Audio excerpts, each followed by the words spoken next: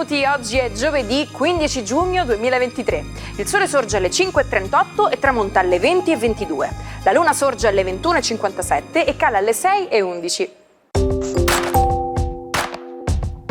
Il santo di oggi è Vito. Il nome Vito deriva dall'antico sassone e significa bellicoso. Il suo numero fortunato è il 3, il colore il giallo, la pietra lo zaffiro e il metallo l'argento. Parliamo di barbecue, ufucularo, il dilemma millenario di come accendere il fuoco. Ma state pronti perché la risposta vi stupirà. Dimenticate tutte le opzioni facili e veloci che abbiamo oggi, perché la soluzione è tappi di sughero e carta. Sì, insomma, basterebbe posizionare i tappi di sughero sotto la griglia e aggiungere un po' di carta per ottenere fiamme costanti per diversi minuti. Cari amanti del barbecue, se volete godervi una grigliata perfetta, lasciate i tappi di sughero al momento del brindisi. Compie oggi 70 anni Xi Jinping, presidente della Cina dal 2013. Figlio di un veterano comunista, da ragazzo è stato esiliato in una contea rurale in seguito all'epurazione di suo padre durante la rivoluzione culturale. Dopo aver studiato ingegneria chimica, ha progressivamente scalato la piramide politica nelle province costiere del paese, fino a diventare uno degli uomini più potenti al mondo.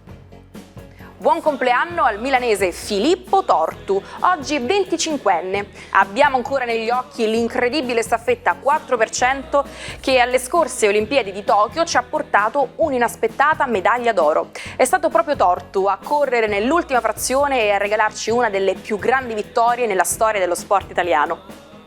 Sono 60 le candeline per Helen Hunt, attrice e regista statunitense, vincitrice dell'Oscar nel 1998 come protagonista del film Qualcosa è cambiato. La ricordiamo anche in Castaway e What Women Want.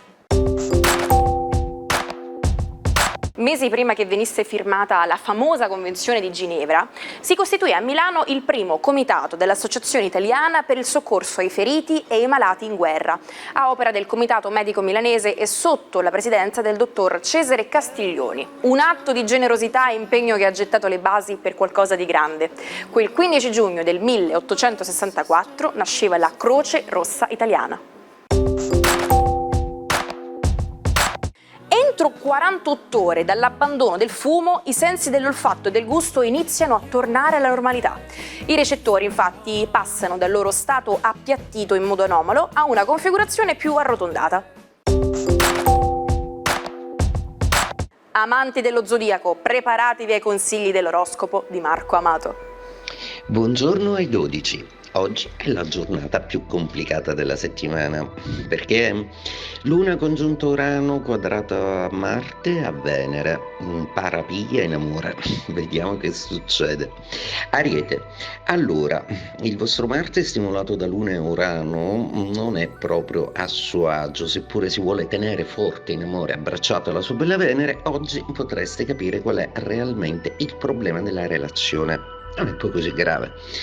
Toro, giornata oggi molto complessa in cui le stelle vi pregano di stare molto attenti, proprio perché qualunque cosa direte o farete oggi potrebbe avere un risvolto un po' esplosivo in amore, per cui siate delicati e diplomatici col partner e soprattutto non pretendete ciò che non vi può dare.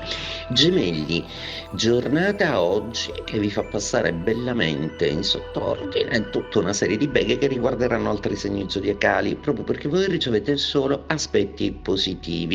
Solo Saturno litiga un po' col vostro Mercurio nei vostri gradi, spingendolo sempre più alla ragione e all'ambizione. Per quello che riguarda l'amore e la creatività, siete i più brillanti dello zodiaco per adesso. Cancro, una giornata che vi mette un po' sotto silenzio, proprio perché Plutone vi obbliga a riflettere su alcune dinamiche complesse, su come avete strutturato le cose, a volte contenti, a volte un pochino più languidi. Leone, giornata oggi molto complessa per voi che come il Toro siete i cardini di queste quadrature che riguardano la Luna e Urano, un po' esplosivi in amore. Oggi potreste ruggire sconsideratamente contro il partner o contro degli accordi che non vi stanno più bene, siate cauti. Vergine, anche voi vi prendete solo i vantaggi di questa giornata zodiacale molto complicata. Luna, Giove e Urano sono comunque dalla vostra parte, solo Mercurio non riesce a farvi esprimere veramente i sentimenti per come li sentite nel vostro animo. Forse dovreste parlarvi. Bilancia, la giornata di oggi pare volervi dare uno stimolo e uno scatto in avanti per quello che riguarda il vostro sentimento. Potreste decidere di scendere di nuovo in campo e di rivendicare le vostre ragioni con un ex oppure con il partner che ancora aspetta delle chiarificazioni da parte vostra. Scorpione, la giornata di oggi non è proprio una gran giornata, anche la Luna congiunto Urano in opposizione e rende tutto un po' più esplosivo. Anche in amore, avendo la quadratura Venere e Marte ancora in corso, ma soprattutto al lavoro, non esagerate nell'esprimere pareri o considerazioni di merito.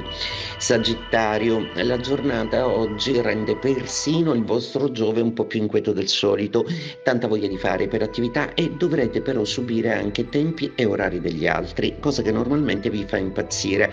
Oggi non insuperbitevi se qualcuno magari scherzerà in una maniera a voi poco gradita, glissate sulla vostra solita ridancianità. Capricorno, giornata oggi che vi vede cogliere i vantaggi delle stelle. Giove, Luna e Urano sono tutti dalla vostra parte, ma Plutone pensieroso sposta la vostra attenzione su altro di non meglio identificato.